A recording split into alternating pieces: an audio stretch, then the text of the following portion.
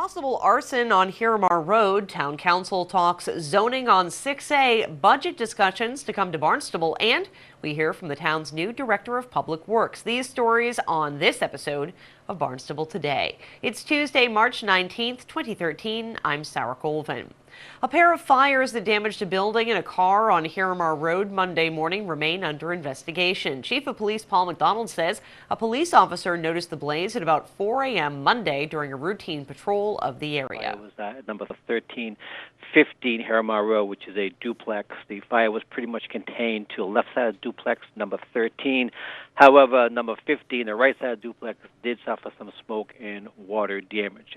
Once we discovered the fire, the FD was immediately notified. They responded, and they quickly knocked down the fire. While firefighters were battling the blaze at the duplex, a car fire was discovered nearby. So Supervisor Lieutenant Walker, who was also responding to the scene, he just left Cape Cod Hospital coming down Route 28. He actually discovered the second fire in the corner of Route 28 in Miramar Road. It was a motor vehicle set on fire. It was parked up against the house. The vehicle was fully involved, and it did some minor damage to the house and also burned a second vehicle.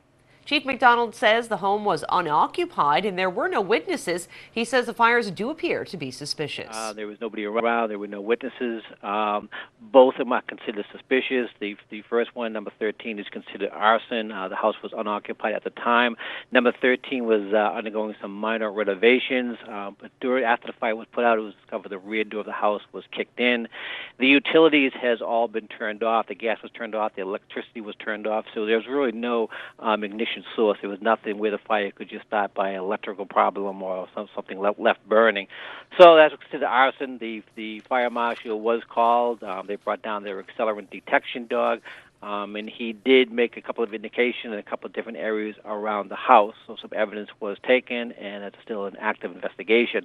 The same thing goes with the motor vehicle. The motor vehicle has been there, I believe, talking to the homeowner, the vehicle has not moved for at least a year. There was no fuel in the vehicle. So, again, there was no ignition source for a fire to start. So that was obviously an arson, also a burning personal property. Barnstable police are also investigating a slew of armed robberies. Well, past week, yesterday, we had a second armed robbery out in the Western Villages. Last Wednesday, we had an armed robbery at the 7-Eleven at about 12:30 in the morning at Route 28 and West Barnstable Road. And then we had a second armed robbery yesterday afternoon, about 2:30, quarter of 3 in the afternoon at Domino's Pizza, which is out Industry Road, out in Katuitt. An arrest was not made in either one of those incidents. They're very active investigations going on. The chief says it's unknown if the same suspect is behind all of those robberies. We don't know. The general description of the suspect is somewhat similar.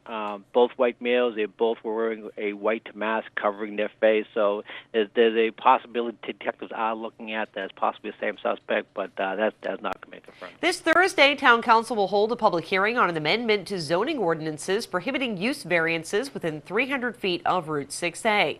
Growth Management Director Joanne Miller-Buntich explains. A use variance is a provision that under state law, towns have to specifically allow it in their zoning ordinances before it can happen. And many, many, many years ago, Barnstable did allow that. In the last edition, the 2010 comprehensive plan for the town, there's a recommendation that the use variance be abandoned altogether. Many communities don't have it. And so what that means is you set out a series of uses that you can do, for instance, in a highway business. You could have a bank, you can have a retail, things of that nature. And what the use variance provision allows you to do is come in and propose something else altogether to the Board of Appeals that's not allowed by the zoning. So I think there was a time when use variances were valuable before the land was more settled and more developed, and people were sort of unsure how things might play out. But Barnstable is at the point now where we can begin to peel away from that provision. And there's been a provision in the ordinance for some time that you can't get a use variances within 300 feet of major arterials, such as Route 28, Route 132, and places like that. When we recently helped Marston's Mills with the rezoning of their village district, they also adopted abandoned the use variance within the provisions, within the confines of their village district, and for ways around it.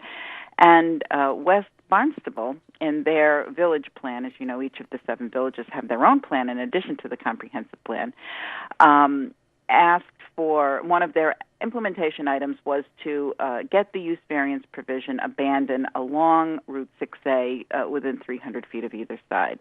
So that was next on their list. They're very organized. And this is through the Civic Association. They have a subcommittee they call their Long Range Planning Committee. And they brought it to our attention, and we helped them draft it. They got some sponsors, and Councilor Daley cooperated with Councilor Kennedy, so now it's going to cover the length of Route 6A from the Sandwichtown line to the Yarmouth Town Council meets Thursday night at 7 p.m. at Town Hall. Cape and Island State Senator Dan Wolf, along with Senate President Therese Murray, will hold their annual Cape Budget Forum at the County Complex this Friday. House, not only the Senate President and I, but the reps for the Cape usually attend as well. So we'll have the reps, we'll have the Senate President, myself. We each talk for a few minutes about what our reflections on the budget, particularly the governor's budget, because he's put his out, and of course the House isn't putting theirs out until April 10th, and then the Senate to follow. So right now we only have one template of a budget, and that's the governor's.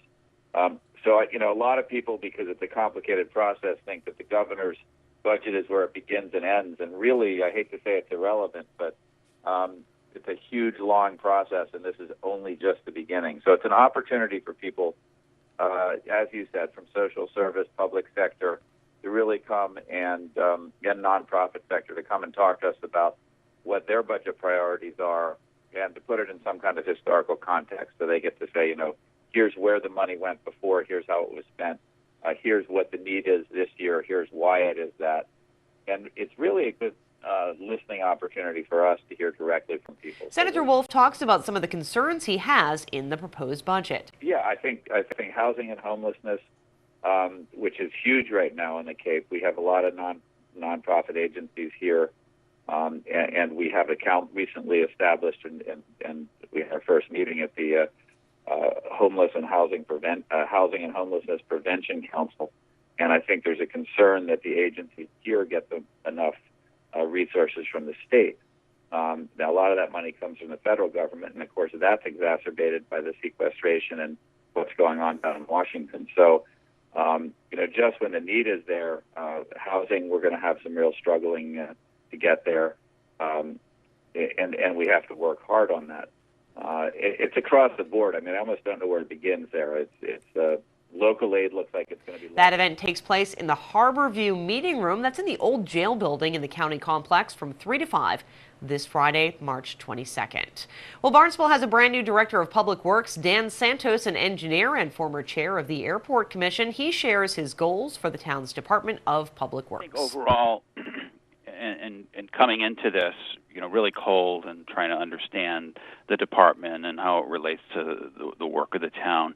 My goals, as I mentioned to the town council, are really maintaining strict financial management. We have a very significant budget here and a lot of moving parts. So controlling the budget is of primary importance. But I'm also interested in innovation and creativity. I think there's ways, and that works hand in hand with the budget, by looking at innovation as a means of efficiency, but also keeping up with the state-of-the-art in public works management, and that's from the engineering work we do here in the headquarters right down to the operation of the vehicles and equipment and how work orders are processed. So I'm very interested in making sure we're in the 21st century and that we're taking advantage of all the technology that would enable us to be efficient and effective at what we do. Santos will join us on Barnstable this morning, each and every Tuesday morning. You can watch him at 7:45 a.m. Tuesdays. With Barnstable Today, I'm Sarah Colvin.